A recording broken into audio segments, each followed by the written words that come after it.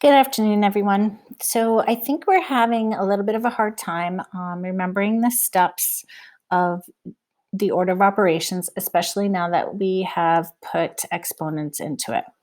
So at the top of the paper, I have the order of operations. You always look for anything in parentheses, then you do the exponents, then you do multiplication or division. If it's only multiplication and division, doesn't matter which one it is, you just go left to right as if you're reading a book.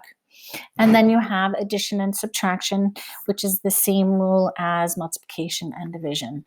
I'm going to go through a couple of these and model my thinking as well as the math calculations so that it might help you understand the process more. So for number one, I look and I see parentheses, and there are no parentheses, so I move on. I make a mental checklist and I say, okay, there's nothing there. So then I look for exponents and I see there is an exponent. So 3 squared. The one thing that you need to remember is that exponent does not mean 3 times 2. It means the base number or the larger number is multiplied by itself however many times the exponent tells you to do so. So 3 times 3 is 9. Now, some of you are trying to do it in your head, and as much as I appreciate that, it's, I think, part of the reason that we're getting these incorrect.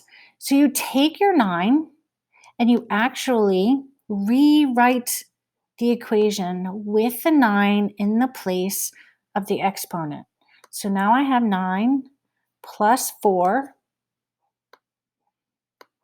minus 10. So I rewrote it. Yes, it takes, a couple seconds, but it is worth that time. Now I come back up to the order of operations, or in my head, I use PEMDAS, the mnemonic, and I don't have any multiplication or division. I only have addition or subtraction. So now I go left to right. So 9 plus 4 is 13, and I rewrite it again. These might seem like it's easy to do mental math and mental arithmetic, but I really want you to take the time to follow the steps, because as we move on through the rest of this year, we will be doing the order of operations with much more difficult numbers. Now I can say 13 minus 10 is 3. So the answer to number 1 is 3. So I want you to pause the video and check your own work and see if you got this answer and it matches the work that you did. Okay, and number 2, it follows a very similar pattern as the first one did. So I do not have any parentheses, so I make a mental check and move on. I do have exponents. So before I even look at any of the other operators, I look at the exponent, 4 squared. Again, 4 squared means take the 4, the base number, and multiply itself by 2 times. So 4 times 4, which is 16, not 8. So I rewrite the equation, putting in the 16 for the exponent. Now, a lot of you would be, I'm going to do addition and subtraction, but that's not correct. You have to remember, and you can make any notes you want on your paper. When you only have addition or subtraction, you have to go left to right. So if I start to the left, I have 16 minus 6, which is 10. And I add 20 to it, and that would give me the answer of 30. So I want you to, again, pause the video and take a minute to see your answer and compare it to the answer that I have as well as your work. Okay. The next 3 have parentheses, so I'm not going to spend time on that because you would just do the parentheses first, then the exponents.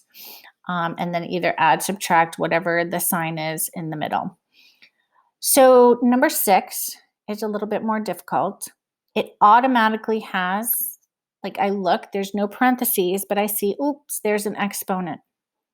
And again, I'm actually going to take the couple seconds that it takes to multiply 6 times 6 because I don't want to get 12. I want to get 36. So I need to pay attention to the fact that I may say, oh, 6 times 2, which is not correct. I'm going to rewrite it, 18 minus 2 in the same order as above. And I'm going to substitute the 36 for the 6 squared. Now, I only have subtraction, which makes this very easy in that I just go left to right. 18 minus 2 is 16. Actually, you know what? I think it is addition. I think my little blue, I'm going to double check. See how even I'm double checking my work? Yep. So it's actually addition. I remember it from correcting people's work today. So 16 plus 36. And you know what? I'm not confident enough to just use my hands. So I'm going to just use the 36 that I had over here, and I'm going to add it. And then 6 plus 6 is 12. Carry the 1, 3, 4, 5. Some of you put 42 because you didn't recognize that there was actually a 10 with the 6 to make 16. So the answer to this number 6 is 52. So again, I would like you to pause the video, take a look at your answer.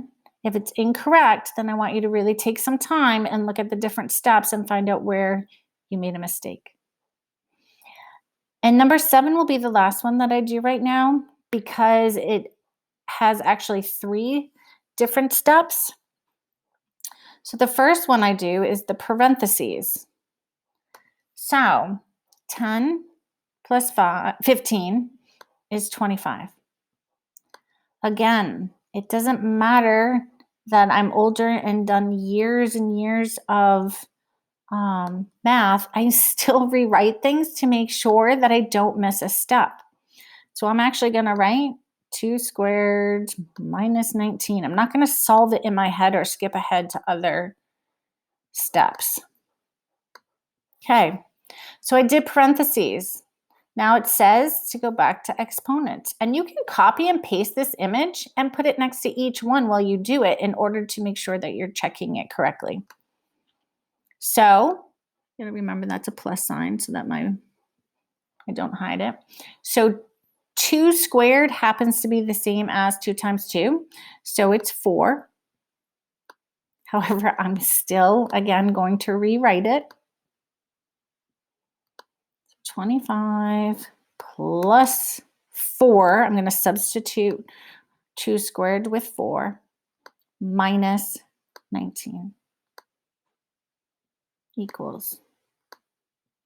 Okay, so I now have addition and subtraction, but I know because I had made a note up here that it doesn't matter which way it is, whether it's addition first or subtraction. I go left to right. I read it like a book. So 25 plus 4 is 29.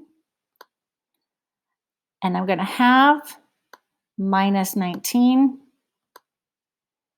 And that is 10.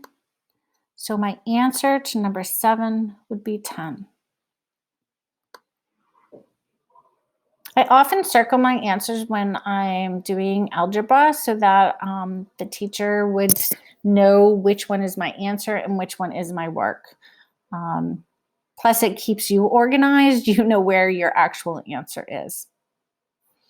So please take a moment. If you didn't get 10 for number 7, please check it. You can also check my work because sometimes I definitely make mistakes. And let me know if I did make a mistake on one of these and the answer is incorrect. So please let Miss McKinney or myself know if you need some help, and happy solving.